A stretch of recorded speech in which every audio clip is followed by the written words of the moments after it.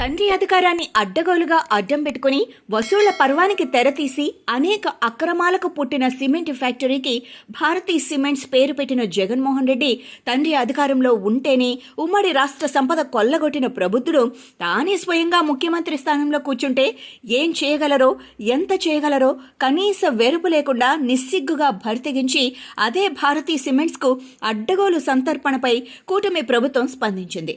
భారతీ సిమెంట్స్కు 2024 ఎన్నికలకు ముందు మంజూరైన 2 సున్నపురాయి లీజుల రద్దుకు రాష్ట్ర ప్రభుత్వం సిద్ధమవుతోంది. కేంద్ర ప్రభుత్వ గనుల నిబంధనలు ఉల్లంఘించి ఈ లీజులు ఇచ్చినట్లుగా కేంద్ర గనుల శాఖ అభ్యంతరం వ్యక్తం చేయడంతో కూటమి ప్రభుత్వం విచారణ చేపట్టింది. అడ్వకేట్ జనరల్ ఏజీ నివేదిక ప్రకారం ఈ లీజులు చట్టవిరుద్ధంగా మంజూరైనవని తేలింది. రాష్ట్ర గనుల శాఖ తుది నివేదిక సమర్పించిన వెంటనే లీజుల రద్దు ఉత్తర్వులు జారీ చేసే అవకాశం ఉంది. 2015లో కేంద్ర గనుల శాఖ సవరించిన నిబంధనల ప్రకారం ప్రధాన ఖనిజాలైన సున్నపురాయి లీజులు తప్పనిసరిగా వేలం ద్వారా మాత్రమే ఇవ్వాలి. అంతేకాకుండా 2015 జనవరి 12కు ముందు లెటర్ ఆఫ్ ఇంటెంట్ జారీ అయిన 2017 జనవరి 11 నాటికి అన్ని అనుమతులు పొందకపోతే ఆ ఎల్ఓఐ స్వయంగా రద్దవుతుందని స్పష్టమైన నిబంధన ఉంది. అయితే 2024 ఎన్నికలకు కొద్ది రోజుల ముందే అప్పటి ముఖ్యమంత్రి వైఎస్ జగన్మోహన్ రెడ్డి సతీమణి భారతీ డైరెక్టర్గా ఉన్న భారతీ సిమెంట్స్ సంస్థకు ఈ నియమాలను విస్మరించి 2 లీజులు మంజూరు చేశారు. కడప జిల్లా కమలాపురం, ఎర్రగుంట్ల మండలాల్లో ఉన్న 509, 18 ఎకరాలు, 235.56 ఎకరాల భూముల్లో ఈ లీజులు ఇచ్చారు. ఈ భూములు రఘురామ్ సిమెంట్స్కి చెందినవి కాగా 2009లో భారతీ సిమెంట్స్ వాటిని కొనుగోలు చేసింది.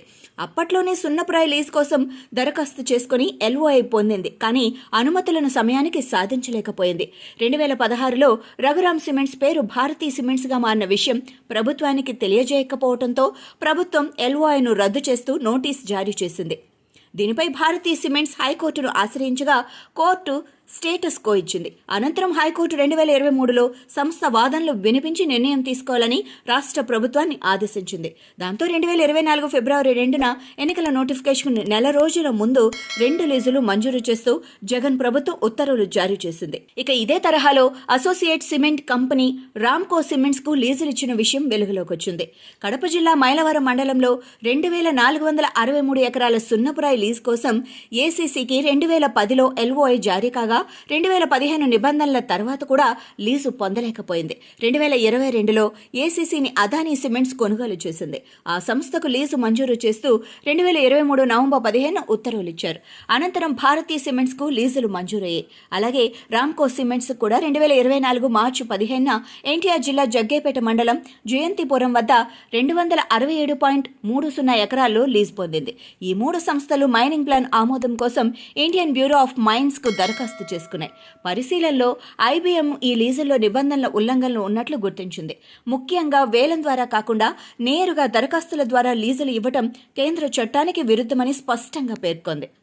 ఐబీఎం నివేదిక ఆధారంగా కేంద్ర గనుల శాఖ రాష్ట్ర ప్రభుత్వాన్ని ఈ లీజులపై పునఃపరిశీలన చేయాలని కోరింది. తదుపరి రాష్ట్ర కూటమి ప్రభుత్వం న్యాయశాఖతో పాటు అడ్వకేట్ జనరల్ అభిప్రాయం కోరింది. ఏజీ నివేదికలో ఈ లీజులు కేంద్ర చట్టాలకు విరుద్ధమని, వాటిని రద్దు చేయటమే సరైన చర్య అని సూచించారు.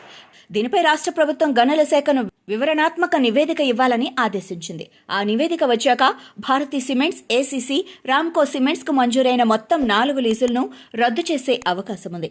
అనంతరం ఈ లీజుల కోసం కేంద్ర నిబంధనలకు అనుగుణంగా పబ్లిక్ వేలం నిర్వహించనున్నట్లు గనుల శాఖ వర్గాలు తెలిపాయి.